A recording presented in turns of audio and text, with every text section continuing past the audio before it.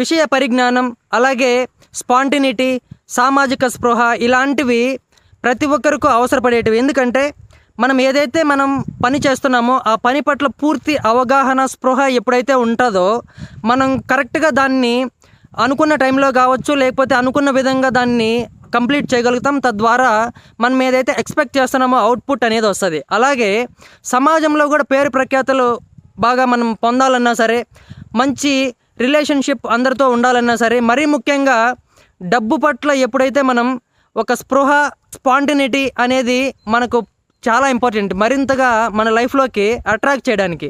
ఎందుకంటే ఒక్కొక్కసారి మనకు తెలియకనే కొన్ని అవకాశాలు అనేటివి మన కళ్ళ ముందే పోతాయి. అయ్యో, ఇది నాకు బాగా తెలుసు కదా, దీన్ని నేను ఇంప్లిమెంట్ చేయకపోవడం వల్ల నాకు కొన్ని అవకాశాలు పోయినాయని చాలామంది అవకాశాలని పోగొట్టుకుంటూ ఉంటారు. కాబట్టి సామాజిక స్పృహ, స్పాంటినిటీ, విషయ పరిజ్ఞానం అనేది ప్రతి ఒక్కరి లైఫ్లోనూ చాలా